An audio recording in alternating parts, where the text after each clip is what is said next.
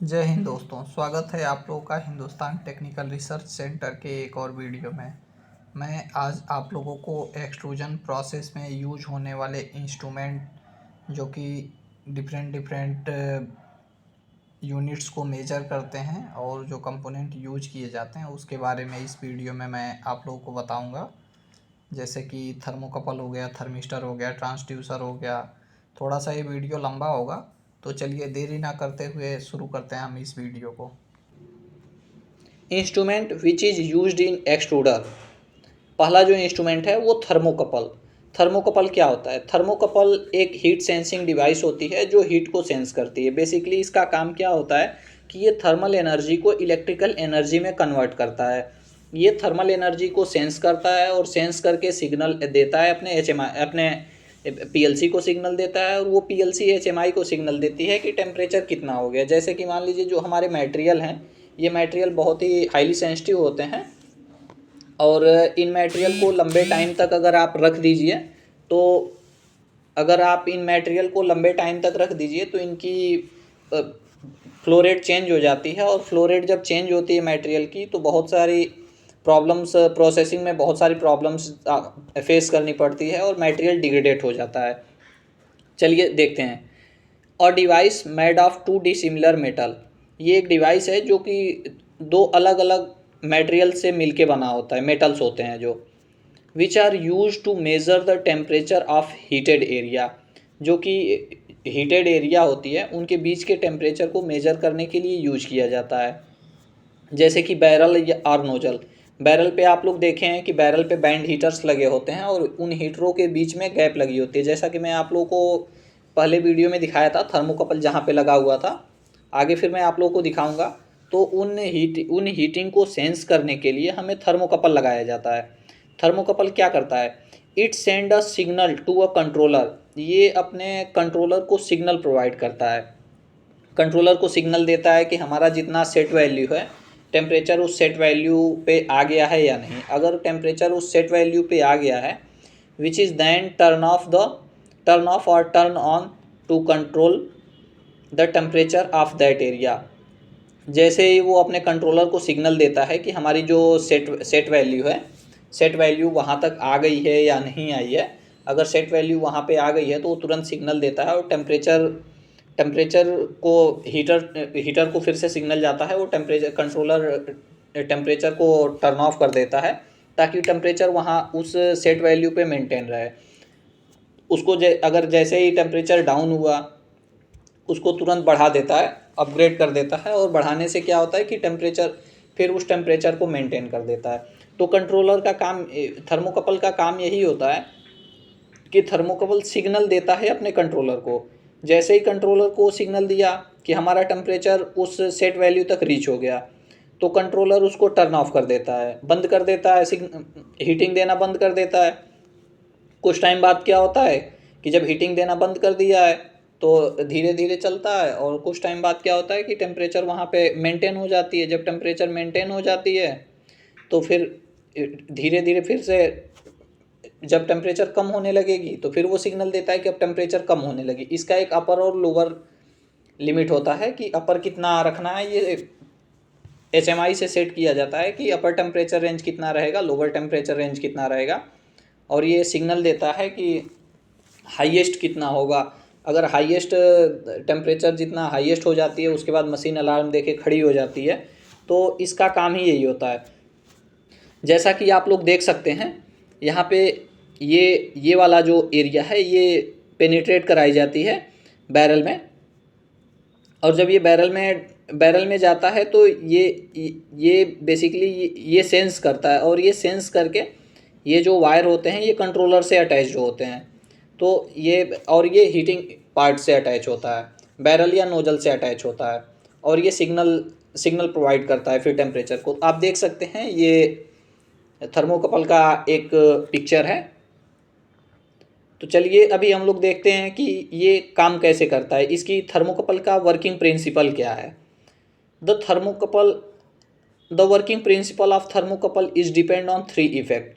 जो थर्मोकपल का working principle है जिससे हम थर्मोकपल बनाते हैं, डिराइव करते हैं, ये बेसिकली तीन प्रिंसिपल्स पे काम करता है। पहला प्रिंसिपल इसका क्या है? पहला प्रिंसिपल है ये Seebeck effect occurs between two different metal. Seebeck effect क्या होता है? सीबेक साहब एक बहुत बड़े साइंटिस्ट हैं जिन्होंने बताया कि अगर हम दो डिफरेंट मेटल को ले लेते हैं, जैसे मान लीजिए अगर हम दो डिफरेंट मेटल के वायर को ले लें और उनको एक दूसरे से मर्ज कर दें, यानी कि ऐड कर दें, जोड़ दें, दोनों जंक्शनों को ऐड कर देते हैं। When heat provided to any of the metal, अगर हम हीट को किसी एक मेटल में हम हीट को देते हैं, the electron start flowing from heat metal to cold metal. अगर हम किसी एक मेटल में हीट को देते हैं तो जो उनके इलेक्ट्रॉन होते हैं वो इलेक्ट्रॉन एक मेटल से दूसरे मेटल में फ्लो करने लगते हैं। जैसा कि मैं आप लोगों को बताया कि दो अगर मेटल के वायर ले लें और उन वायर को हम ऐड कर देते हैं, अगर जोड़ देते हैं, मर्ज कर देते हैं, और हम एक वायर में हीट को प्रोवाइड करें, तो हीट जब हम एक वायर को देंगे तो वो जो वायर में हीट होते हैं, जो मेटल इलेक्ट्रॉन होते हैं मेटल वायर में, वो इलेक्ट्रॉन हीट मेटल से कोल्ड मेटल की साइड में फ्लो करने लगते हैं, यानी कि एक हीट मेटल से कोल्ड मेटल में जाने लगते हैं। क्योंकि आप लोगों को पता ही है, इलेक्ट्रॉन जैसे ही एनर्जी पाते हैं वो अपनी कक्षाओं को छोड़ के बाहर निकल जाते हैं, और जब इलेक्ट्रॉन फ्लोट करते हैं तो वहाँ पे हीट जनरेट होती है, क्योंकि वहाँ पे विभवांतर पैदा होता है, तो वहाँ पे हीट जनरेट होगी, और जब हीट जनरेट होगी तो इसी को मेजर करने के लिए सीबेक साहब ने ये जो फंडामेंटल यूज किया, इसी को सीबेक इफेक्ट के नाम से हम जानते हैं। अब चलिए जो दूसरा हमारा होता है जिस पे थर्मोकपल का वर्किंग करता है, ये बेसिक हमारा सीबेक इफेक्ट पे ही हमारे थर्मोकपल ज़्यादातर यूज किए जाते हैं। और जो दूसरा होता है ये पेल्टियर इफेक्ट होता है। पेल्टियर इफेक्ट क्या होता है? एक पेल्टियर साहब थे, पेल्टियर साहब ने बताया कि अगर हम दो वायर को ले लें और उनको मर्ज कर दें, जैसे मान लीजिए दो वायर, मेटल के दो वायर ले लेते हैं और उनको हम मर्ज कर देते हैं, तो मर्ज करने पे हमें दो जंक्शन फाइंड आउट हुआ, और मान लीजिए ये दो मेटल वायर है और इनको हम मर्ज कर दिए हैं, तो एक जंक्शन यहाँ और एक जंक्शन यहाँ फाइंड आउट हुआ, और इन जंक्शन को हम वायर के जरिए बैटरी से ऐड कर देते हैं। तो जब हम बैटरी से ऐड कर देते हैं उनमें, तो इन बैटरी से ऐड करने के बाद अगर इधर हमारा प्लस टर्मिनल रहा, इधर माइनस टर्मिनल रहा, तो प्लस टर्मिनल से माइनस की ओर करंट फ्लो होगी और इलेक्ट्रॉन उसमें फ्लो होंगे, तो ये वाला जो जंक्शन होता है ये हीट जंक्शन हो जाता है, और जो दूसरी वाली जंक्शन होती है ये कोल्ड जंक्शन हो जाती है। तो इसी को पेल्टियर साहब ने इसी इफेक्ट को दिखाया, और इन्होंने बताया कि ये बेसिकली जो पेल्टियर इफेक्ट के थर्मोकपल होते हैं ये हम बहुत ही हाई रेंज के लिए नहीं यूज कर सकते हैं। आप लोग इसको एज ए रेफ्रिजरेटर में देख सकते हैं, क्योंकि ये जो हॉट जंक्शन हो गया और ये जो कोल्ड जंक्शन हो गया, ये कोल्ड जंक्शन को एज ए रेफ्रिजरेटर हम यूज करते हैं। और ये आप लोग देखे होंगे कि जो आपके घर में रेफ्रिजरेटर होता है उसमें ये यूज किया जाता है, क्योंकि ये नॉइसलेस होता है, इसमें साउंड नहीं पाया जाता है, और ये सिर्फ डीसी करंट से ही ऑपरेट होता है। अगर हम इसमें बैटरी के डायरेक्शन को चेंज कर दें तो ये जो जंक्शन है, हॉट और कोल्ड जो जंक्शन दो बना था मैं आपको बताया, वो जंक्शन की डायरेक्शन चेंज हो जाएगी। उसमें अगर आप बैटरी इधर प्लस है और इधर माइनस है और ये आपका जंक्शन है, तो पहले इधर हॉट था इधर कोल्ड था, अगर आपने बैटरी की डायरेक्शन को चेंज कर दिया, इधर प्लस कर दिया और इधर माइनस कर दिया, तो क्या होगा, इधर जो कोल्ड वाला था ये हॉट बन जाएगा और ये हॉट वाला कोल्ड बन जाएगा। चलिए पेल्टियर साहब ने क्या बताया, the Peltier effect inverse of Seebeck effects. जैसा कि मैं आप लोगों को बताया कि ये पेल्टियर इफेक्ट जो होता है ये सीबेक इफेक्ट का इनवर्स होता है। The Peltier effect start the temperature difference can be created between any of two different conductor by applying potential difference between them. इनमें क्या होता है कि जब हम दो मेटल वायर को ऐड करते हैं और बैटरी से लगाते हैं तो उनमें विभवांतर पैदा होता है, और जब विभवांतर पैदा होता है तो जब विभवांतर पैदा हुआ तो एक जंक्शन हॉट हो गया, एक जंक्शन कोल्ड हो गया, और वो कोल्ड वाले जंक्शन को हम एज ए रेफ्रिजरेटर यूज कर लिए। इसी इफेक्ट को दिखाने के लिए पेल्टियर साहब ने एक स्ट्रक्चर बनाया था और इसको पेटेंट कराया था। अब जो तीसरा इफेक्ट होता है वो थॉमसन इफेक्ट होता है। थॉमसन इफेक्ट क्या होता है?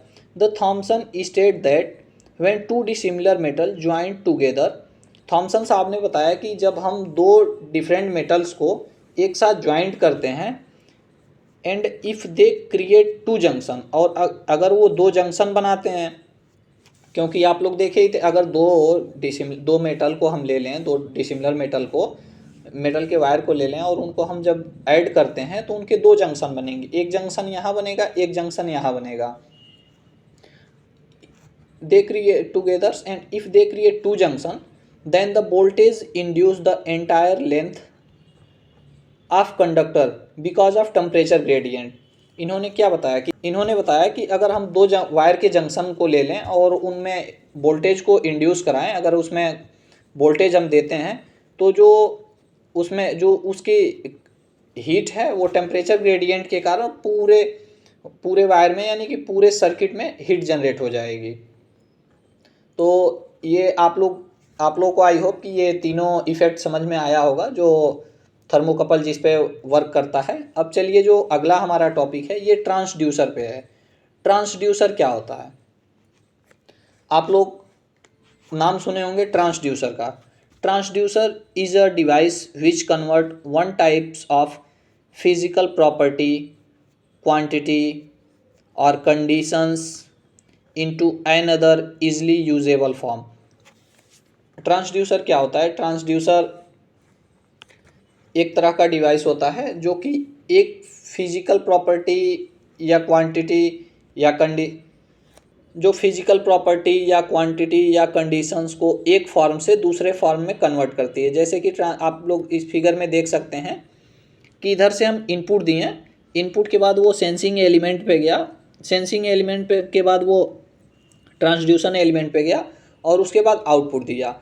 इनपुट हम कुछ और दे रहे हैं जिसको सेंस किया, इनपुट के बाद सेंसर ने सेंस किया और सेंस करने के बाद ट्रांसड्यूसर को दिया, ट्रांसड्यूसर उसको चेंज किया, जब उसको एक फॉर्म से दूसरे फॉर्म में कन्वर्ट किया तो आउटपुट आया। जो हमें इनपुट जो दिया जाता है वो इनपुट हम क्या क्या देते हैं? जैसे रेजिस्टेंस देते हैं, कैपेसिटेंस देते हैं, इंडक्टेंस देते हैं, या स्ट्रेस देते हैं या हीट देते हैं। जब हम एक सिग्नल देते हैं तो हमें दूसरे फॉर्म में फाइंड आउट होता है। आउटपुट में हमें क्या मिलता है? फोर्स मिलता है, डिस्प्लेसमेंट मिलता है, प्रेशर मिलता है, साउंड मिलता है, मैग्नेटिक फ्लक्स मिलता है, वोल्टेज मिलता है और करंट मिलता है। जैसे कि आप लोगों को मैं बताया था कि थर्मोकपल में क्या करते हैं, थर्मोकपल हीट होता है और हीट एनर्जी को इलेक्ट्रिकल एनर्जी में कन्वर्ट करता है, थर्मल एनर्जी को। तो वही एक तरह का क्या होता है, सेम ऐसे ही काम करता है ये आपका ट्रांसड्यूसर। वो एक एनर्जी के एक फॉर्म को दूसरे फॉर्म में कन्वर्ट करके इंट्रोड्यूस कराता है, जिसमें इनपुट में आपका रेजिस्टेंस, कैपेसिटेंस, इंडक्टेंस और स्ट्रेस और हीट होता है। अगर हम आप यहाँ से हीट को दिए हैं, सेंसिंग एलिमेंट ने हीट को सेंस किया, सिग्नल वो ट्रांसड्यूसर को दिया, ट्रांसड्यूसर ने उसको एम्पलीफाई किया और ट्रांसड्यूसर ने उसको कन्वर्ट करके जो आउटपुट दिया वो करंट हो गया। तो ट्रांसड्यूसर ऐसे वर्क करता है। अभी चलिए हम देखते हैं थर्मिस्टर क्या होता है। थर्मिस्टर सेमीकंडक्टर मटेरियल से बना होता है जिसमें रेजिस्टेंस लगा होता है। ये रेजिस्टेंस क्या करता है? ये रेजिस्टेंस टेम्परेचर के बढ़ने पे बढ़ता है और टेम्परेचर के कम होने पे कम हो जाता है। इसी को हम थर्मिस्टर बोलते हैं। मैं आगे एक पॉपअप वीडियो में आप लोग को अभी दिखाऊंगा कि थर्मिस्टर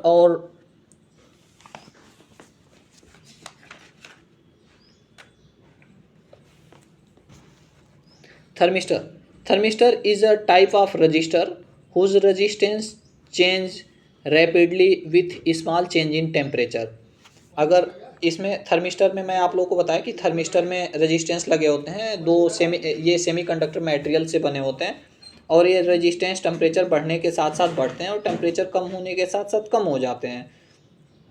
इनमें क्या होता है कि जैसे ही हमें थोड़ा भी टेम्परेचर में अगर चेंज पाया थर्मिस्टर ने, वो तुरंत उसके साथ रेजिस्टेंस को बढ़ा देता है और जैसे ही टेम्परेचर कम हुआ वो तुरंत कम कर देता है। In other word, it is a type of resistor in which the flow of electric current change rapidly with his small change in temperature।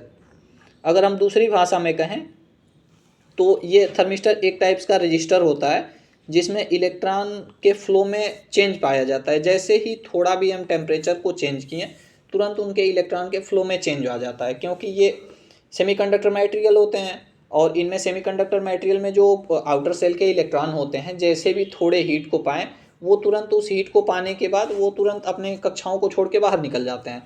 तो इससे क्या होता है कि हीट इलेक्ट्रॉन क्यों अपनी कक्षाओं को छोड़ते हैं, अगर वो एनर्जी पाए हैं तो वो बाहर के साइड भागते हैं अपनी कक्षाओं को छोड़ के। इसके लिए हम थर्मिस्टर को यूज करते हैं कि वो ये तुरंत इनके इलेक्ट्रॉन क्या होते हैं तुरंत बाहर आउटर साइड में जाने लगते हैं। तो वही ये चीज़ बोल रहा है कि स्मॉल चेंज, अगर टेम्परेचर की स्मॉल चेंज होती है तो उनके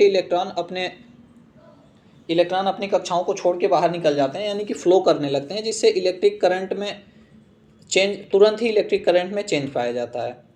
the word thermistor is derived from combination of the word thermal plus register. ये थर्मल और रजिस्टर को मिला करके ये वर्ड डिसाइड किया गया है। थर्मिस्टर कितने टाइप्स के होते हैं? बेसिकली जो थर्मिस्टर होते हैं ये थर्मिस्टर 2 टाइप्स के होते हैं। टेम्परेचर के बिहेव पे हम इन्हें क्लासीफाई करते हैं तो ये 2 टाइप्स के हो जाते हैं। पहला जो थर्मिस्टर होता है इसको नेगेटिव टेम्परेचर कोएफिशिएंट थर्मिस्टर कहते हैं, जिसको एनटीसी भी कहते हैं। एनटीसी मतलब निगेटिव टेम्परेचर कोएफिशिएंट थर्मिस्टर। ये वाला जो थर्मिस्टर होता है निगेटिव टेम्परेचर कोएफिशिएंट थर्मिस्टर, इसको हम जनरल पर्पज़ के लिए यूज करते हैं। और जो पॉजिटिव टेम्परेचर कोएफिशिएंट थर्मिस्टर जो दूसरा है ये, इसको हम पीटीसी भी बोलते हैं। ये हमें इसमें क्या होता है कि टेम्परेचर बढ़ने के साथ साथ कोएफिशिएंट टेम्परेचर अगर बढ़ता है, अगर हम पॉजिटिव टेम्परेचर को बढ़ाते हैं तो रेजिस्टेंस इसमें बढ़ने लगता है। और इसमें सीधे इसके अपोजिट होता है एनटीसी में, टेम्परेचर अगर बढ़ाते हैं तो रेजिस्टेंस कम होता है। ये दोनों बहुत ही बेस्ट टॉपिक है, आप लोग को याद रखना चाहिए कि पीटीसी और एनटीसी में क्या होता है। एनटीसी में क्या होता है कि टेम्परेचर हम बढ़ाते हैं तो रेजिस्टेंस कम होता है, और पॉजिटिव में क्या होता है टेम्परेचर हम बढ़ाते हैं तो रेजिस्टेंस बढ़ता है। अभी चलिए देखते हैं नेगेटिव टेम्परेचर कोएफिशिएंट थर्मिस्टर ये क्या होता है। The resistance of negative temperature coefficient thermistor decrease with increasing temperature. जैसा कि मैं आप लोगों को बताया कि जो एनटीसी होता है ये टेम्परेचर बढ़ाने के साथ साथ टेम्परेचर अगर हम बढ़ा रहे हैं तो इसकी रेजिस्टेंस कम होती है, रेजिस्टेंस धीरे धीरे कम होने लगती है। और पॉजिटिव पीटीसी में क्या होता है positive temperature coefficient thermistor, the resistance of positive temperature coefficient thermistor increase in temperature. जैसे ही इनमें रेजिस्टेंस बढ़ता है, टेम्परेचर को बढ़ाते हैं, रेजिस्टेंस बढ़ने लगता है। Most positive temperature coefficient thermistor are made from doped polycrystalline ceramic. ये पॉलीक्रिस्टलाइन सिरेमिक के बहुत जो मार्केट में है बहुत सारे, मोस्टली ये पॉलीक्रिस्टलाइन सिरेमिक्स से बने होते हैं। अभी एक्सट्रूजन प्रोसेस में जब हम एक्सट्रूजन में प्रोसेस करते हैं तो हमें बहुत ही प्रॉब्लम्स का सामना करना पड़ता है थिकनेस वेरिएशन को लेकर के, क्योंकि मटेरियल जब बाहर आता है तो उसमें थिकनेस वेरिएशन बहुत ही ज़्यादा होती है। तो उसको हम कैसे मेजर करते हैं, थिकनेस वेरिएशन को हम मेजर कैसे करेंगे उसको अभी हम देखते हैं। Measurement of extruded thickness. When the product came from the extruder the measurement of thickness is necessary. जब हमारा प्रोडक्ट बाहर आता है तो हमें थिकनेस का मेजरमेंट बहुत ही ज़रूरी होता है, थिकनेस मेजर करना, क्योंकि हम अगर थिकनेस मेज़र नहीं करते हैं तो हमारा प्रोडक्ट बराबर बनेगा ही नहीं। जब बराबर बनेगा नहीं, थिकनेस वेरिएशन आएगी, जब उसमें प्रेशर लगेगा तो प्रोडक्ट हमारी यूज में ही नहीं आएगा, फिर कोई मतलब ही नहीं रह गया। In there 2 types of thickness are necessary to measure in pipe. अगर हम पाइप को मैन्युफैक्चर कर रहे हैं तो हमें 2 तरह के थिकनेस मेजरमेंट बहुत ही रिक्वायरमेंट होती है थिकनेस मेजरमेंट का, which are done by measuring internal diameter and external diameter. क्योंकि अगर पाइप को हम प्रोसेस कर रहे हैं, बहुत ही लंबा ये प्रोसेस हो जाता है, तो अगर हम उसको प्रोसेस कर रहे हैं तो हमें दोनों थिकनेस को मेजर करना होता है कि इंटरनल डायामीटर कितनी हो गई, ये इंटरनल डायामीटर और एक्सटर्नल डायामीटर। तो इंटरनल को मेजर कर लिए और एक्सटर्नल को जब हम मेजर कर लिए तो बीच का जो गैप हुआ वही थिकनेस हो गई प्रोडक्ट की, तो थिकनेस वेरिएशन होता नहीं है। अब हम इंटरनल डायामीटर को कैसे मेजर करते हैं। इंटरनल डायमीटर और internal thickness are done by air pressure. Internal diameter को हम एयर प्रेशर के जरिए मेजर करते हैं। जो ये एयर प्रेशर कितना होता है, रफली ये 2.5 kg पर सेंटीमीटर स्क्वायर होता है, जो कि पाइप के डायमीटर और एक्सटर्नल थिकनेस पे डिपेंड कर जो पाइप की डायमीटर पे डिपेंड करता है। और जो एक्सटर्नल डायमीटर होती है पाइप की, वो एक्सटर्नल डायमीटर हम वैक्यूम से मेजर करते हैं कि हम एक्सटर्नल डायमीटर पे वैक्यूम को क्रिएट कराते हैं और वैक्यूम से हम मेजर करते हैं कि पाइप की एक्सटर्नल डायमीटर कितनी है। तो क्योंकि इंटरनल डायमीटर हम एयर प्रेशर से मेजर कर दिए और एक्सटर्नल डायमीटर हम वैक्यूम से मेजर कर दिए, तो जो बीच का गैप हुआ, उस गैप को जब हम फाइंड आउट कर लेते हैं तो उसी से फाइंड आउट हो जाता है कि हमारे एक्सट्रूडेड का थिकनेस कितना है। अभी हम थर्मोकपल ले लिए, हीट सेंसिंग थर्मोकपल हमारी जो हीट सेंसिंग डिवाइस हो गई, हम हीट को मेजर कर लिए हैं, ट्रांसड्यूसर ले लिए हैं और थर्मिस्टर पे भी हम लोग डिस्कस कर चुके हैं। अभी जो हमारा अभी हम लोग थिकनेस वेरिएशन पे भी डिस्कस कर लिए कि थिकनेस को कैसे मेजर करेंगे। अब जो हमारा नेक्स्ट टॉपिक आता है मेजर करने के लिए, वो पावर मेजरमेंट होती है कि हम पावर को कैसे मेजर करेंगे। The basic method to measure electric power consumed by a load is to connected the ammeter in series with the load and voltmeter across the load। इसमें क्या करते हैं कि किसी लोड के द्वारा ली गई इलेक्ट्रिक पावर को मापने की जो मूल मेथड होता है, उसमें क्या करते हैं, लोड के सीरीज में हम अमीटर को लोड के बाद और वोल्टमीटर लोड के बाद अमीटर को और वोल्टमीटर को हम ऐड कर देते हैं, जिससे लगा देते हैं जैसे कि कोई भी सीरीज, या फिर क्योंकि जो साइकिल चल रही है वो एक सीरीज ही है। अब उस सीरीज में हमें मापने के लिए क्या करना होता है, हम लोड के बाद जहाँ भी हम लोड दे रहे हैं उस लोड के बाद एक अमीटर को और वोल्टमीटर को जोड़ देते हैं, जिससे हम अमीटर को और हम क्या करते हैं कि लोड के बाद अमीटर को और वोल्टमीटर को जोड़ देते हैं, जिससे हमारे सीरीज में कितना लोड है, वो लोड के बाद जोड़ने के बाद हमारे सीरीज में इलेक्ट्रिक पावर कितनी है उससे वो हमें फाइंड आउट हो जाती है। In DC circuit the power is ओबटेन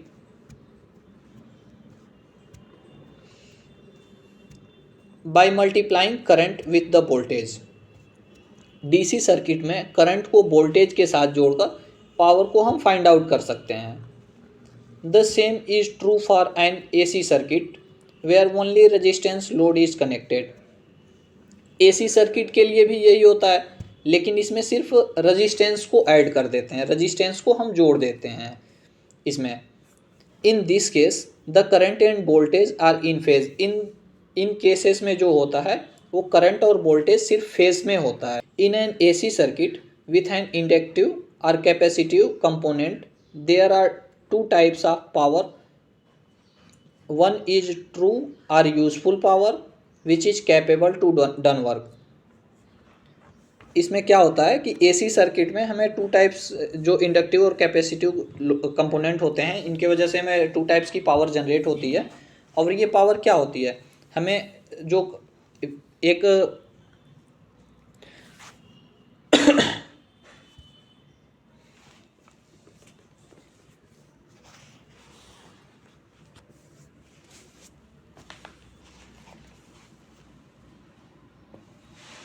इस एसी सर्किट में दो तरह के कंपोनेंट होते हैं, इंडक्टिव और कैपेसिटिव टाइप कंपोनेंट, जिसके वजह से इस एसी सर्किट में हमें दो टाइप्स के कंपोनेंट होते हैं। इंडक्टिव और कैपेसिटिव टाइप जो कंपोनेंट होते हैं, ये दो टाइप्स के होते हैं। और इनमें जो types of power one in an AC circuit with an inductive or capacitive component there are two types of power। इस AC सर्किट में इंडक्टिव और कैपेसिटिव कंपोनेंट के साथ दो तरह के पावर यूज होते हैं।